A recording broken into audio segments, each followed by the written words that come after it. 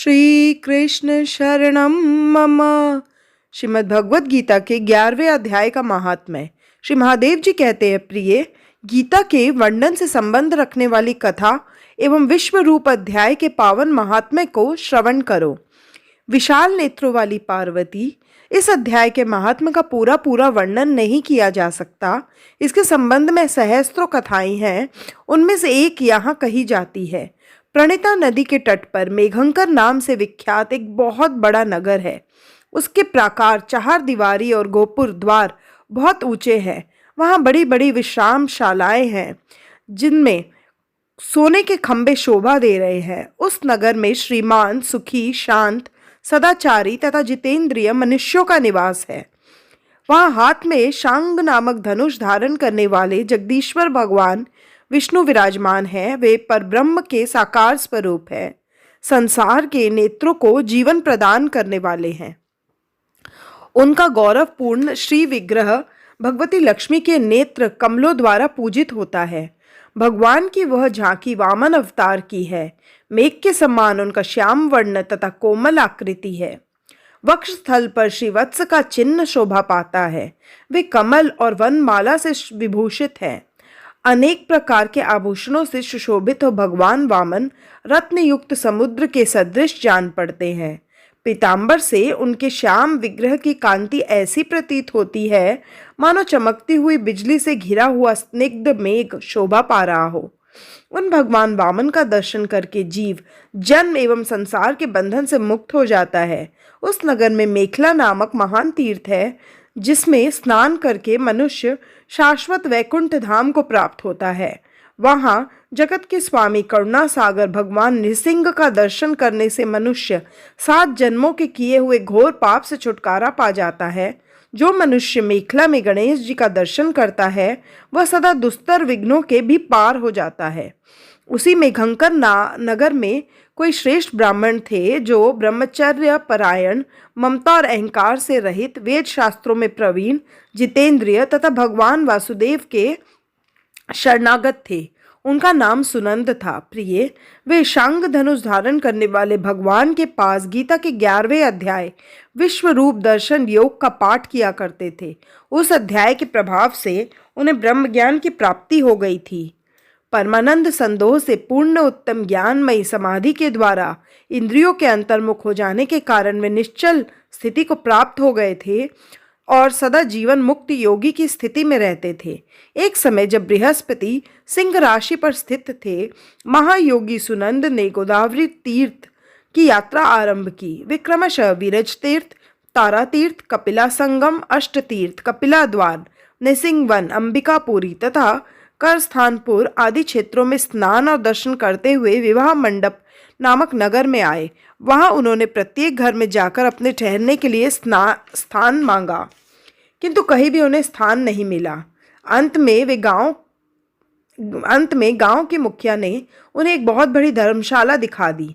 ब्राह्मण ने साथियों सहित उसके भीतर जाकर रात में निवास किया। सवेरा होने पर उन्होंने अपने को तो धर्मशाला के बाहर पाया, किंतु उनके और साथी नहीं दिखाई दिए। वे उन्हें खोजने के लिए चले। इतने में ही ग्रामपाल मुखिया से उनकी भेंट हो गई। ग्रामपाल ने कहा, मुनि श्रेष्ठ, तुम सब प्रकार से दीर्घायु जान पड़ते हो। सौभाग्यशाली तथा पुण्यवान पुरुषों में तुम सबसे पवित्र हो। तुम्हारे भीतर कोई लोकोत्तर प्रभाव विद्यमान है। तुम्हारे साथी कहाँ गए और कैसे इस भवन से बाहर हुए, इसका पता लगाओ। मैं तुम्हारे सामने इतना ही कहता हूँ कि तुम्हारे जैसा तपस्वी मुझे दूसरा कोई नहीं दिखाई देता। विप्रवर, तुम्हें किस महामंत्र का ज्ञान है, किस विद्या का आश्रय लेते हो तथा किस देवता की दया से तुम्हें अलौकिक शक्ति आ गई है? भगवान कृपा करके इस गांव में रहो, मैं तुम्हारी सब सेवा शुश्रूषा करूंगा। यो कहकर ग्रामपाल ने मुनीश्वर सुनंद को अपने गांव में ठहरा लिया। वह दिन रात बड़ी भक्ति से उनकी सेवा टहल करने लगा। जब 7-8 दिन बीत गए तब एक दिन प्रातःकाल आकर वह बहुत दुखी हो महात्मा के सामने रोने लगा और बोला, हाय, आज रात में राक्षस ने मुझ भाग्यहीन के बेटे को चबा लिया है। मेरा पुत्र बड़ा ही गुणवान और भक्तिमान था। ग्रामपाल के इस प्रकार कहने पर योगी सुनंदन ने पूछा, कहाँ है वह राक्षस और किस प्रकार उसने तुम्हारे पुत्र का भक्षण किया है? ग्रामपाल बोला, ब्राह्मण, इस नगर में एक बड़ा भयंकर नरभक्षी राक्षस रहता है।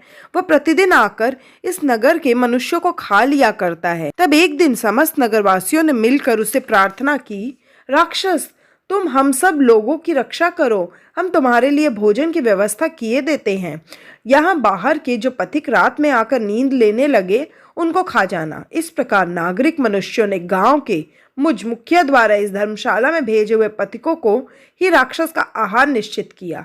अपने प्राणों की रक्षा के लिए ही उसे ऐसा करना पड़ा। तुम भी अन्य राहगीरों के साथ इस घर में आकर सोए थे, किंतु राक्षस ने उन सबको तो खा लिया, केवल तुम्हें छोड़ दिया। द्विजोत्तम, तुम में ऐसा क्या प्रभाव है, इस बात को तुम ही जानते हो। इस समय मेरे पुत्र का एक मित्र आया था, किंतु मैं उसे पहचान न सका। वह मेरे पुत्र को बहुत ही प्रिय था, किंतु अन्य राहगीरों के साथ मैंने उसे धर्मशाला में भेज दिया। मेरे पुत्र ने जब यह सुना कि मेरा मित्र भी उसमें प्रवेश कर गया है, तब वह उसे वहां से ले आने के लिए गया, परंतु राक्षस ने उसे भी खा लिया। आज सवेरे मैंने बहुत दुखी होकर उस पिशाच से पूछा, ओ दुष्टात्मन, तूने रात में मेरे पुत्र को भी खा लिया? तुम्हारे पेट में पड़ा हुआ मेरा पुत्र जिससे जीवित हो सके, ऐसा कोई उपाय यदि हो तो बता। राक्षस ने कहा, ग्रामपाल, धर्मशाला के भीतर घुसे हुए तुम्हारे पुत्र के न जानने के कारण मैंने भक्षण किया है। अन्य पथिकों के साथ तुम्हारा पुत्र भी अनजान में ही मेरा ग्रास बन गया है।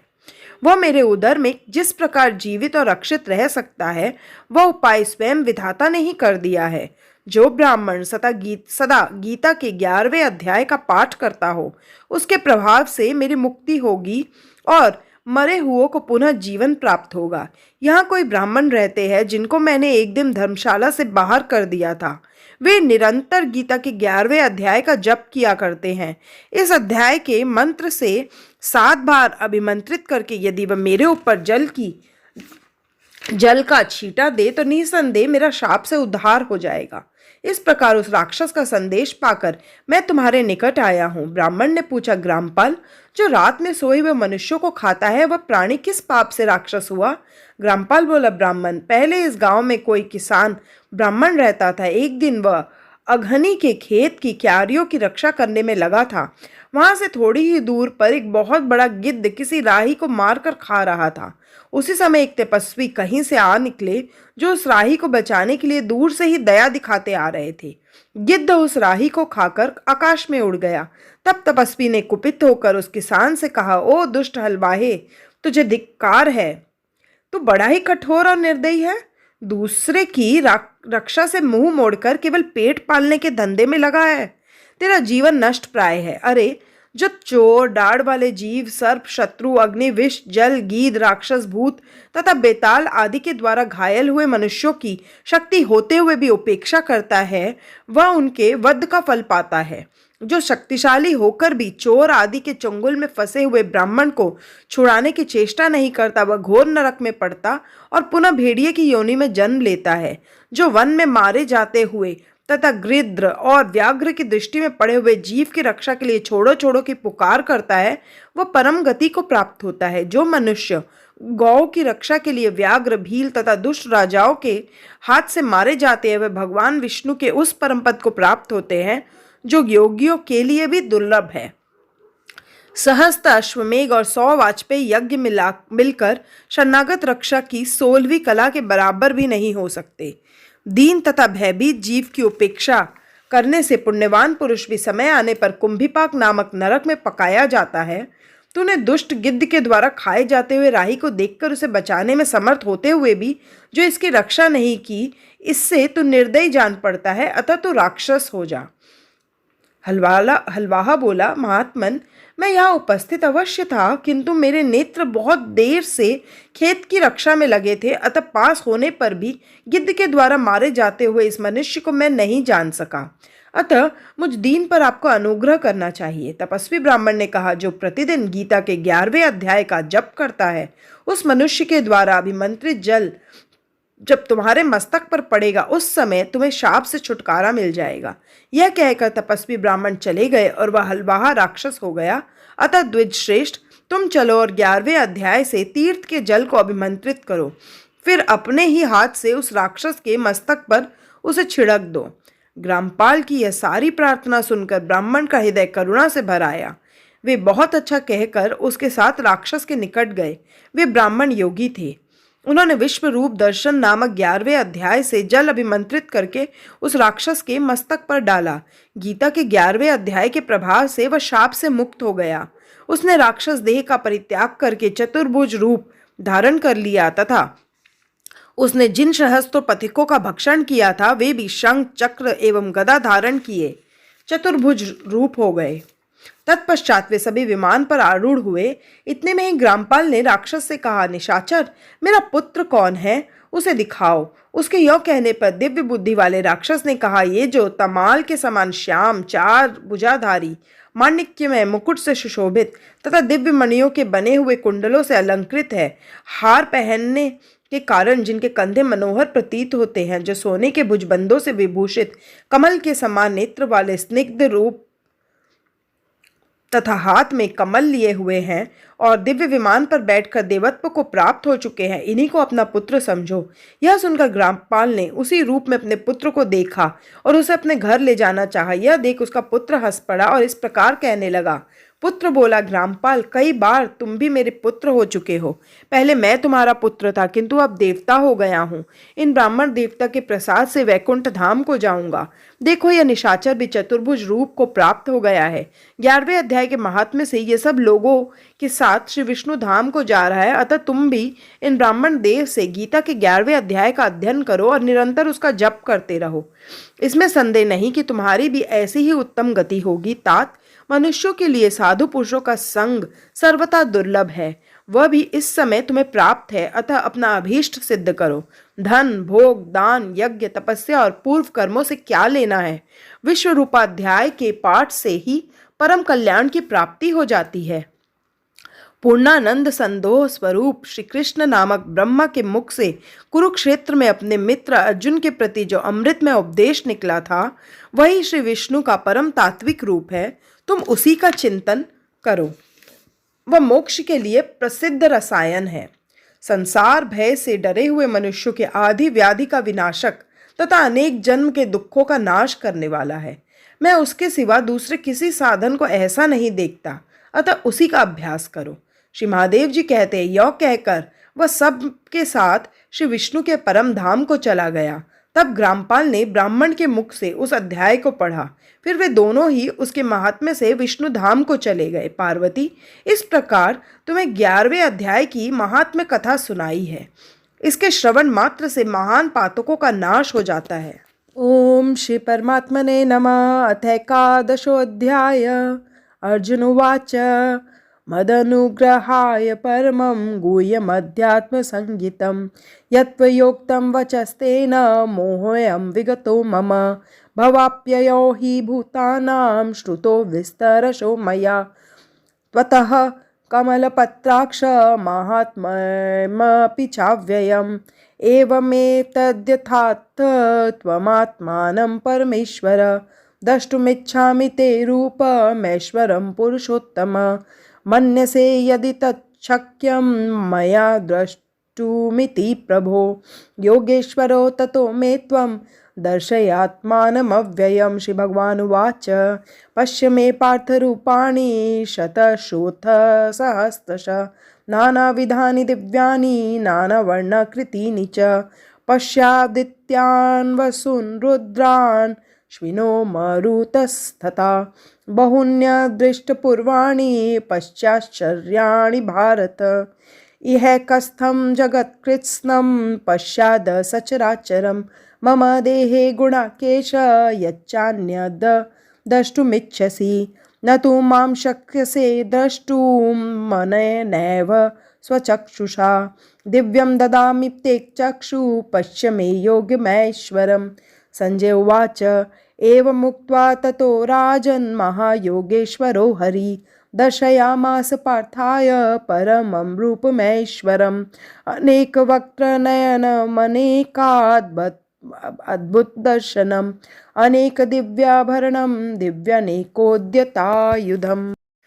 दिव्यमाल्याम्बरधरं दिव्यगन्धानुलेपनं सर्वाश्चर्यमयं देवमनन्तं विश्वतोमुखं दिवि सूर्यसहस्रस्य भवेद्युगपदुत्थिता यदि भासदृशी सा स्यादा भासस्तस्य महात्मनः तत्र कस्थं जगत्कृत्स्नं प्रविभक्तमनेकधा अपश्य दैव्यदेवस्य शरीरे पाण्डवस्तदा ततः स विस्मयाविष्टो हृष्टरोमा धनञ्जय प्रणम्य शिरसा देवं कृताञ्जलिरभाषत।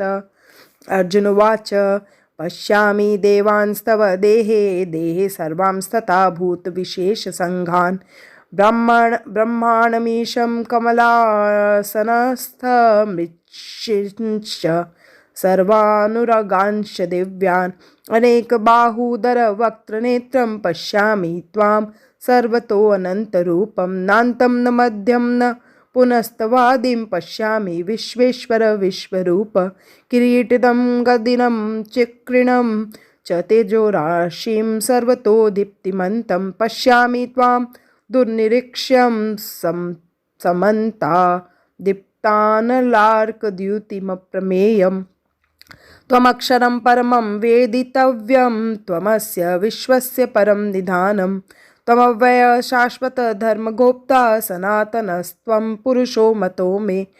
अनादिबध्यान्तमनन्तवीर्यमनन्तबाहुं शशिसूर्यनेत्रं पश्यामि त्वां दीप्तहुताशवक्त्रं श्वेताजसा विश्वमिदं तपन्तं द्यावा पृथिव्योरिदमन्तरं हि व्याप्तं त्वयैकेन दिशश्च सर्वाः दृष्ट्वाद्भुतं रूपमुग्रं तवेदं लोकत्रयं प्रवर्तितं महात्मन् अमीहि त्वां सुरसङ्गविशन्ति केचिद्भीता प्राञ्जलयो गृह्णन्ति स्वस्तीत्युक्त्वा महर्षिसिद्धसङ्घाः स्तुवन्ति त्वां स्तुतिभिः पुष्कलाभिः रुद्रादित्या वसवो येश्च साध्या विश्वे अश्विनो मरुतश्चोष्मपाश्च गन्धर्वयक्षासुरसिद्धसङ्घा वीक्षन्ते त्वां विस्मिताश्चैव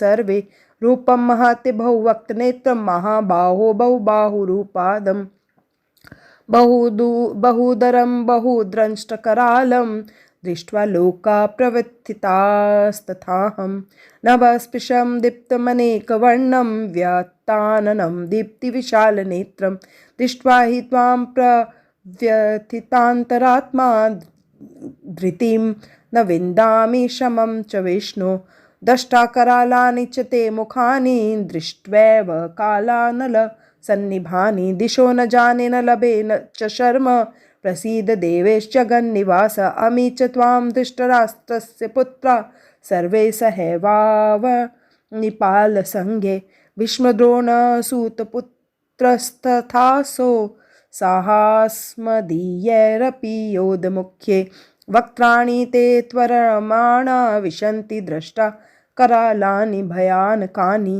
केचिद्विलग्ना दशनान्तरेषु सन्दृश्यन्ते चूर्णितैरुत्तमाङ्गे यथा नदीनां बहवो अम्बुवेगा समुद्रमेवाभिमुखा द्रवन्ति तथा तवामि नरलोकवीरा विशन्ति वक्त्राण्यभिविज्वलन्ति यथा प्रदीप्तं ज्वलनं पतङ्गा विशन्ति नाशाय समृद्धवेगा तथैव नाशाय विशन्ति लोका स्ववापि वक्त्राणि समिद्रवेगा लेलिहस्ये ग्रसमान समन्ता लोकान् समग्रान् वद नैर्ज्वलद्भिः तेजोभिरापूर्य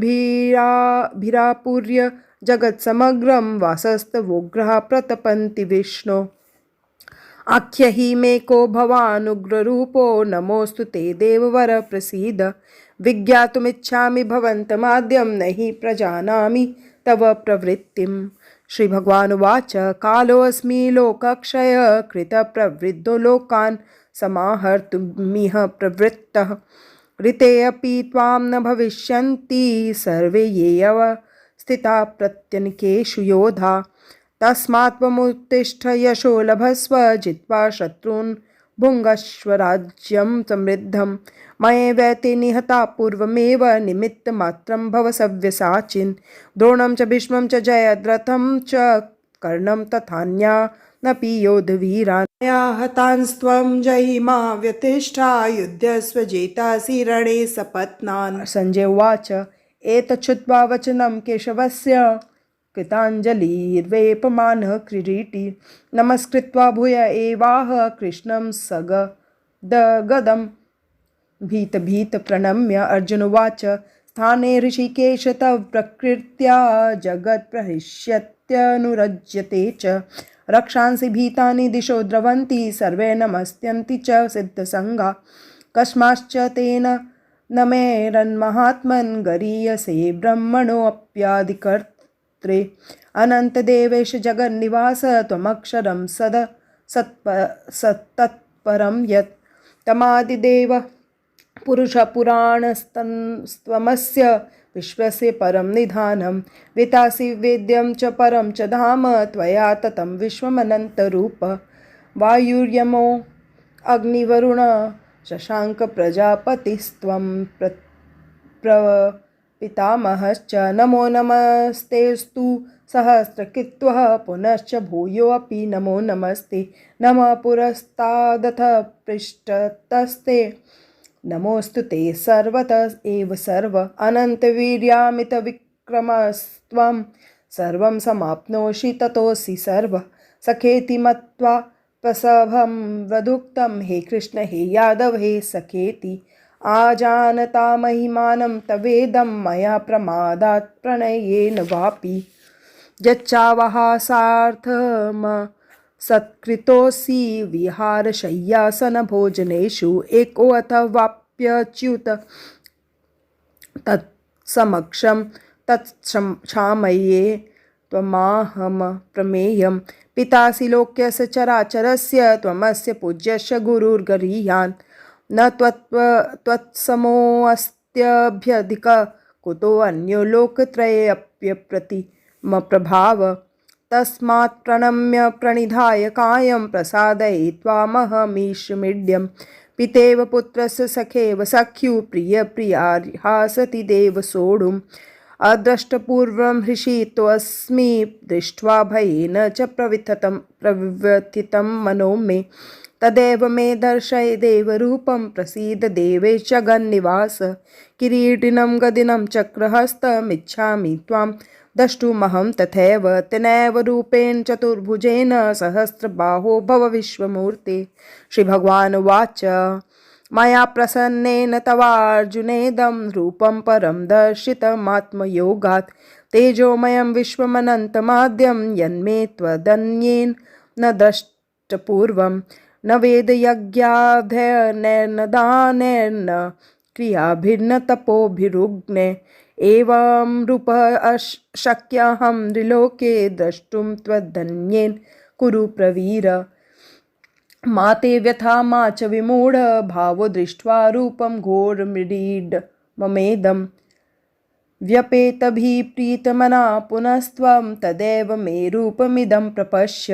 संजय उवाच इत्यर्जुनं वासुदेवस्तथोक्त्वा स्वकं रूपं दर्शयामास भूय आश्वासयामास च भीतमेनं भूत्वा पुनः सौम्य वपुर्महात्मा। अर्जुन उवाच दृष्ट्वेदं मानुषं रूपं तव सौम्यं जनार्दन इदानीमस्मि संवृत्तः सचेतः प्रकृतिं गतः।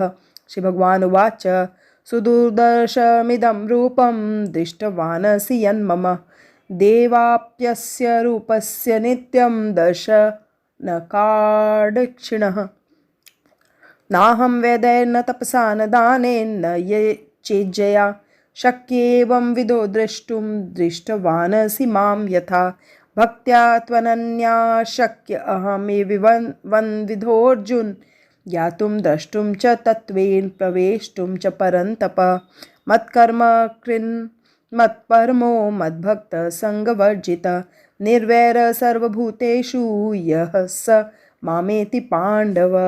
ओम तत्सदिति श्रीमद्भगवद्गीतासु उपनिषत्सु ब्रह्मविद्यायां योगशास्त्रे श्रीकृष्ण अर्जुन संवादे विश्वरूप दर्शन योगो नामय का 10वां अध्याय। ओम श्री परमात्मने नमः। 11वां अध्याय। इस प्रकार भगवान के वचन सुनकर अर्जुन बोले, हे भगवान, मेरे पर अनुग्रह करने के लिए परम गोपनीय अध्यात्म विषयक वचन अर्थात उपदेश आपके द्वारा जो कहा गया उससे मेरा यह अज्ञान नष्ट हो गया है, क्योंकि हे कमल नेत्र, मैंने भूतों की उत्पत्ति और प्रलय आपसे विस्तार पूर्वक सुने हैं तथा आपका अविनाशी प्रभाव भी सुना है। हे परमेश्वर, आप अपने को जैसा कहते हो वह ठीक वैसा ही है, परंतु हे पुरुषोत्तम, आपके ज्ञान, ऐश्वर्य, शक्ति, बल, वीर्य और तेज युक्त रूप को प्रत्यक्ष देखना चाहता हूँ। इसलिए हे प्रभु, उत्पत्ति, स्थिति और प्रलय तथा अंतर्यामी रूप से शासन करने वाले होने से भगवान का नाम प्रभु है। इसलिए हे प्रभु, मेरे द्वारा वह आपका रूप देखा जाना शक्य है, ऐसा यदि मानते हैं तो हे योगेश्वर, आप अपने अविनाशी स्वरूप को मुझे दर्शन कराइए।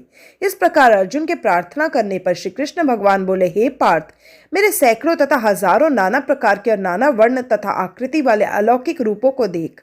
हे भरतवंशी अर्जुन, मेरे में अदितियों को अर्थात अदिति के 12 पुत्रों को और 8 वसुओं को और 11 रुद्रों को तथा 2 अश्विनी कुमारों को और 49 मरुदगणों को देख तथा और भी बहुत से पहले न देखे हुए आश्चर्यमय रूपों को देख। हे गुणाकेश, अब इस मेरे शरीर में यह एक जगह स्थित हुए चराचर सहित संपूर्ण जगत को देख तथा और भी जो कुछ देखना चाहता है सो देख, परंतु मेरे को इन अपने प्राकृत नेत्रों द्वारा देखने को निसंदेह समर्थ नहीं है। इसी से मैं तेरे लिए दिव्य अर्थात अलौकिक चक्षु देता हूँ, इससे तू मेरे प्रभाव को और योग शक्ति को देख। संजय बोले, हे राजन, महायोगेश्वर और सब पापों के नाश करने वाले भगवान ने इस प्रकार कहकर उसके उपरांत अर्जुन के लिए परम ऐश्वर्य रूप दिव्य स्वरूप दिखाया।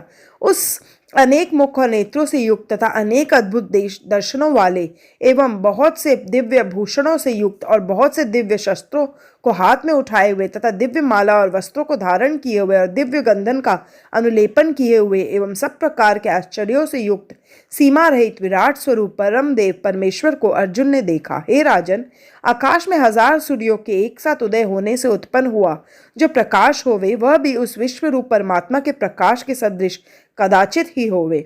ऐसे आश्चर्यमय रूप को देखते हुए पांडुपुत्र अर्जुन ने उस काल में अनेक प्रकार से विभक्त हुए अर्थात पृथक पृथक हुए संपूर्ण जगत को उस देव श्री कृष्ण भगवान के शरीर में एक जगह स्थित देखा।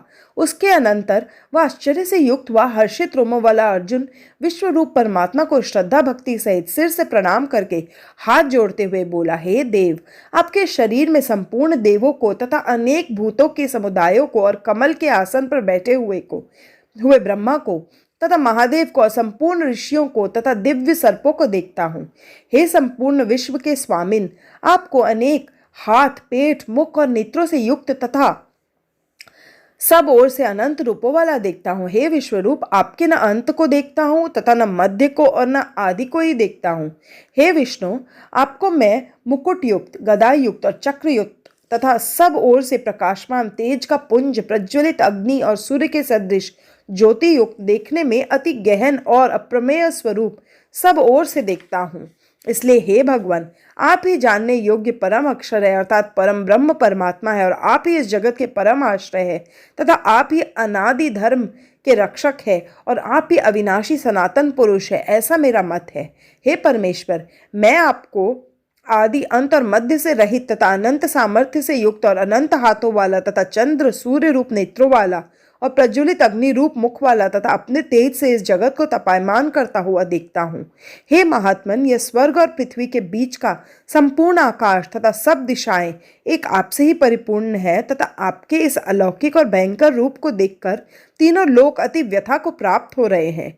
हे गोविंद, वे सब देवताओं के समूह आप में ही प्रवेश करते हैं और कई एक भयभीत होकर हाथ जोड़े हुए आपके नाम और गुणों का उच्चारण करते हैं तथा महर्षि और सिद्धों के समुदाय कल्याण होवे ऐसा कहकर उत्तम उत्तम स्तोत्रों द्वारा आपकी स्तुति करते हैं। हे परमेश्वर, जो 11 रुद्र और 12 आदित्य तथा 8 वसु और साध्यगण, विश्वदेव तथा अश्विनी कुमार और मरुदगण और पितरों का समुदाय तथा गंधर्व, यक्ष, राक्षस और सिद्धगणों के समुदाय है, वे सभी विस्मित हुए आपको देखते हैं। हे महाबाहो, आपके बहुत मुख और नेत्रों वाले तथा बहुत हाथ, जंघा और पैरों वाले और बहुत उदरों वाले तथा बहुत सी विकराल दाढ़ों वाले महान रूप को देखकर सब लोग व्याकुल हो रहे हैं तथा मैं भी व्याकुल हो रहा हूँ, क्योंकि हे विष्णु, आकाश के साथ स्पर्श किए हुए दिव्यमान अनेक रूपों से युक्त तथा फैलाए हुए मुख और प्रकाशमान विशाल नेत्रों से युक्त आपको देखकर भयभीत अंतकरण वाला मैं धीरज और शांति को नहीं प्राप्त होता हूँ। हे भगवान, आपके विकराल दाढ़ों वाले और प्रलय काल की अग्नि के समान प्रज्वलित मुखों को देखकर दिशाओं को नहीं जानता हूँ और सुख को भी नहीं प्राप्त होता हूँ। इसलिए हे देवेश, हे जगन निवास, आप प्रसन्न होवे। मैं देखता हूँ कि वे सब ही धृतराष्ट्र के पुत्र राजाओं के समुदाय सहित आप में प्रवेश करते हैं और भीष्म पितामह, द्रोणाचार्य तथा वह कर्ण और हमारे पक्ष के भी प्रधान योद्धाओं के सहित सबके सब वेग युक्त हुए आपके विकराल दाढ़ों वाले भयानक मुखों में प्रवेश करते और कई एक चूर्ण हुए शिरों सहित आपके दांतों को के बीच में लगे हुए दिखते हैं। हे विश्वमूर्ते, जैसे नदियों के बहुत से जल के प्रवाह समुद्र के ही सम्मुख दौड़ते हैं अर्थात समुद्र में प्रवेश करते हैं, वैसे ही वे शूरवीर मनुष्यों के समुदाय भी आपके प्रज्वलित हुए मुखों में प्रवेश करते हैं। अथवा जैसे पतंग मोह के वश होकर नष्ट होने के लिए प्रज्वलित अग्नि में अति वेग से युक्त हुए प्रवेश करते हैं, वैसे ही यह सब लोग भी अपने नाश के लिए आपके मुखों में अति वेग से युक्त हुए प्रवेश करते हैं और आप उन संपूर्ण लोकों को प्रज्वलित मुखों द्वारा ग्रसन करते हुए सब ओर से चाट रहे हैं। हे विष्णु, आपका उग्र प्रकाश संपूर्ण जगत को तेज के द्वारा परिपूर्ण करके तपायमान करता है। हे भगवान, कृपा करके मेरे प्रति कहिए कि आप उग्र रूप वाले कौन है। हे देवों में श्रेष्ठ, आपको नमस्कार होवे, आप प्रसन्न होइए। आदि स्वरूप आपको मैं तत्व से जानना चाहता हूँ, क्योंकि आपकी प्रवृत्ति को मैं नहीं जानता। इस प्रकार अर्जुन के पूछने पर श्री कृष्ण भगवान बोले, हे अर्जुन, मैं लोकों का नाश करने वाला बड़ा हुआ महाकाल हूँ। इस समय इन लोकों को नष्ट करने के लिए प्रवृत्त हुआ हूँ। इसलिए जो प्रतिपक्षियों की सेना में स्थित हुए योद्धा लोग हैं, वे सब तेरे बिना भी नहीं रहेंगे, अर्थात तेरे युद्ध न करने से भी इनका नाश हो जाएगा। इससे तू खड़ा हो और यश को प्राप्त कर तथा शत्रुओं को जीत कर धन धान्य से संपन्न राज्य को भोग। और यह सब शूरवीर पहले से ही मेरे द्वारा मारे हुए हैं। हे सव्यसाचीन, तू तो केवल निमित्त मात्र हो जा तथा इन द्रोणाचार्य और भीष्म पितामह तथा जयद्रथ और कर्ण तथा और भी बहुत से मेरे द्वारा मारे हुए शूरवीर योद्धाओं को तू मार और भय मत कर। निसंदेह तू युद्ध में वैरियों को जीतेगा, इसलिए युद्ध कर। इसके उपरांत संजय बोले कि हे राजन, केशव भगवान के इस वचन को सुनकर मुकुटधारी अर्जुन हाथ जोड़ते हुए कांपता हुआ नमस्कार करके फिर भी भयभीत हुआ प्रणाम करके भगवान श्री कृष्ण के प्रति गदगद वाणी से बोला कि हे अंतर्यामिन, यह योग्य ही है कि जो आपके नाम और प्रभाव के कीर्तन से जगत अति हर्षित होता है और अनुराग को भी प्राप्त होता है तथा भयभीत हुए राक्षस लोग दिशाओं में भागते हैं और सब सिद्धगणों के समुदाय नमस्कार करते हैं। हे महात्मन, ब्रह्मा के भी आदिकर्ता और सबसे बड़े आपके लिए वे कैसे नमस्कार नहीं करे, क्योंकि हे अनंत, हे देवेश, हे जगन निवास, जो सत असत और उनसे परे अक्षर अर्थात सच्चिदानंद घन ब्रह्म है, वह आप ही हैं। हे प्रभु, आप आदिदेव और सनातन पुरुष है। आप इस जगत के परम आश्रय और जानने वाले तथा जानने योग्य और परम धाम है। हे अनंत रूप, आपसे यह सब जगत व्याप्त अर्थात परिपूर्ण है। हे हरे, आप वायु, यमराज, अग्नि, वरुण, चंद्रमा तथा प्रजा के स्वामी ब्रह्मा और ब्रह्मा के भी पिता हैं। आपके लिए हजारों बार नमस्कार नमस्कार होवे, आपके लिए फिर भी बारंबार नमस्कार नमस्कार होवे। हे अनंत सामर्थ्य वाले, आपके लिए आगे से और पीछे से भी नमस्कार होवे। हे सर्वात्मन, आपके लिए सब ओर से ही नमस्कार होवे, क्योंकि अनंत पराक्रमशाली आप सब संसार को व्याप्त किए हुए इसे आप ही सर्वरूप हैं। हे परमेश्वर, सखा ऐसा मानकर आपके इस प्रभाव को न जानते हुए मेरे द्वारा प्रेम से अथवा प्रमाद से भी हे कृष्ण, हे यादव, हे सखे, इस प्रकार जो कुछ हठपूर्वक कहा गया है, और हे अच्युत, जो आप हंसी के लिए विहार, शैया, आसन और भोजन आदिकों में अकेले अथवा उन सखाओं के सामने भी अपमानित किए गए हैं, वह सब अपराध अप्रमेय स्वरूप अर्थात अचिंत्य प्रभाव वाले आपसे मैं क्षमा कराता हूँ। हे विश्वेश्वर, आप इस चराचर जगत के पिता और गुरु से भी बड़े गुरु एवं अति पूजनीय है। हे अतिशय प्रभाव वाले, तीनों लोकों में आपके समान भी दूसरा कोई नहीं है, फिर अधिक कैसे होवे। इससे हे प्रभु, मैं शरीर को अच्छी प्रकार चरणों में रख के और प्रणाम करके स्तुति करने योग्य आप ईश्वर को प्रसन्न होने के लिए प्रार्थना करता हूँ। हे देव, पिता जैसे पुत्र के और सखा जैसे सखा के और पति जैसे प्रिय स्त्री के, वैसे ही आप भी मेरे अपराध को सहन करने के लिए योग्य हैं।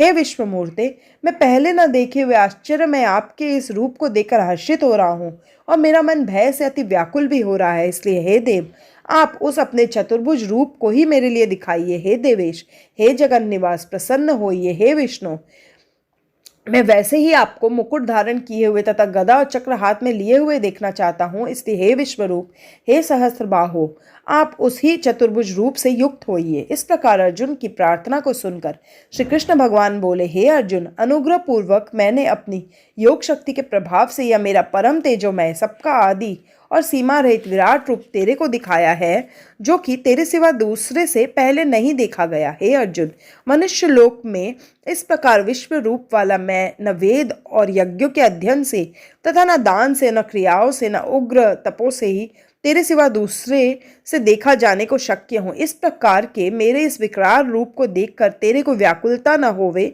और मूढ़ भाव भी न होवे और भय रहित प्रीतियुक्त मन वाला तो उस ही मेरे इस शंख चक्र गदा पद्म सहित चतुर्भुज रूप को फिर देख। उसके उपरांत संजय बोले, हे राजन, वासुदेव भगवान ने अर्जुन के प्रति इस प्रकार कहकर फिर वैसे ही अपना चतुर्भुज रूप को दिखाया और फिर महात्मन कृष्ण ने सौम्य मूर्ति होकर इस भयभीत हुए अर्जुन को धीरज दिया।